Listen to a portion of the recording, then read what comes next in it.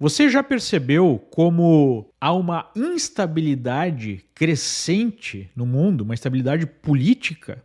Não só no Brasil, nós tivemos um último exemplo na Coreia do Sul, em que o presidente baixou a lei marcial, foi acusado pela oposição de tentativa de golpe, dando início a uma grave e profunda crise constitucional. Por lá, o que nós temos é uma disputa em que o presidente está acusando a oposição de boicotar antidemocraticamente o seu governo, chegando ao ponto de fazer o pedido de mais de 20 impeachments de integrantes do governo, e até mesmo de se aproximar do inimigo mortal do país, né, que é a Coreia do Norte, enquanto a oposição diz que é o presidente quem é autoritário, quer impor a sua agenda, está perseguindo a oposição. A esposa do presidente está sendo acusada de corrupção, a procuradoria diz que não viu crime, a oposição está procurando derrubar os procuradores, porque eles seriam ligados ao governo e não estariam fazendo o seu trabalho. Por sua vez, esses procuradores estão investigando o líder da oposição, até mesmo por ter enviado dinheiro para os inimigos da Coreia do Norte, o que ele nega,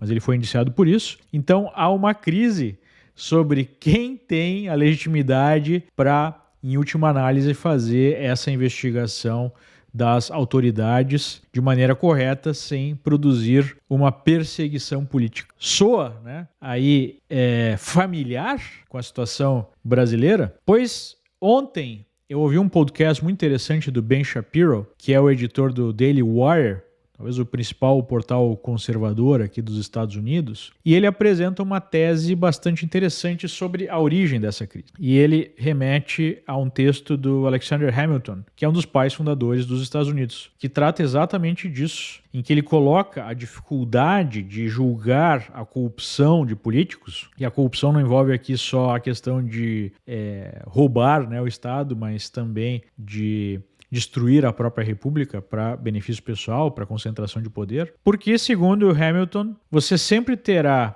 em disputas políticas e julgamento dessas disputas uma tendência a passar pano para o seu aliado e buscar condenar o seu inimigo. E julgamentos, nesse sentido, por parte dos políticos, seriam sempre marcados pela falta de isenção, o que é um fato. Ele apresenta a solução no Senado, né? Ele defende a ideia que apenas o Senado, que emula a Câmara dos Lordes do Reino Unido, que é uma Câmara formada não por pessoas eleitas, mas sim por aristocratas. Até um tempo atrás, inclusive, passavam de pai para filho essa posição, hoje mudou bastante, mas uma Câmara Alta que não tivesse uma proximidade tão grande com o ciclo eleitoral de curto prazo, poderia ter a isenção mínima para fazer o julgamento de políticos. O problema é que no próprio Reino Unido essa função está sendo perdida. A Câmara dos Lordes tem um papel cada vez mais simbólico, tem menos poder. Inclusive, né, a Câmara dos Lordes era, até 2009, a última instância do judiciário para você recorrer de uma decisão. E em 2009 se criou a Suprema Corte, ou seja, o próprio Reino Unido está seguindo o mesmo caminho tortuoso das outras democracias ocidentais que estão apresentando este problema, né?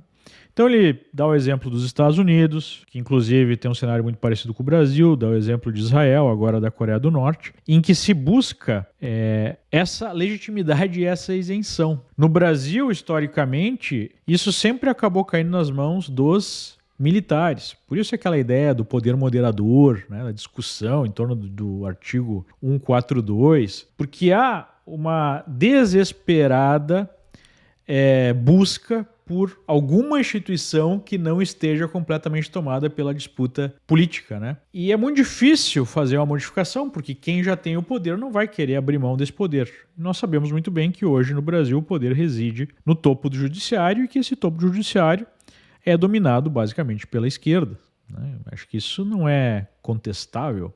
Então, como sair dessa enrascada? O problema não é só um problema de disputa política imediata, né? É um problema já de arranjo constitucional da própria estrutura desses Estados modernos, que estão cada vez mais próximos de um aparelhamento completo de instituições que foram criadas supostamente para serem técnicas, né, para serem isentas. A ideia, por exemplo, de tirar lá o papel da Câmara dos Lordes e colocar num Supremo seria justamente a isenção, né, uma justiça técnica. Mas o que acaba acontecendo? Descobrimos que não existe esse tipo de coisa, que procuradorias, né, que Supremas Cortes podem e naturalmente em algum momento vão ser politizadas. Então veja como essa ideia, né, da democracia simplesmente é mais complexa. Para manter de fato uma república de pé, é preciso pensar em elementos não democráticos, porque senão a própria democracia acaba, né? Eis o problema.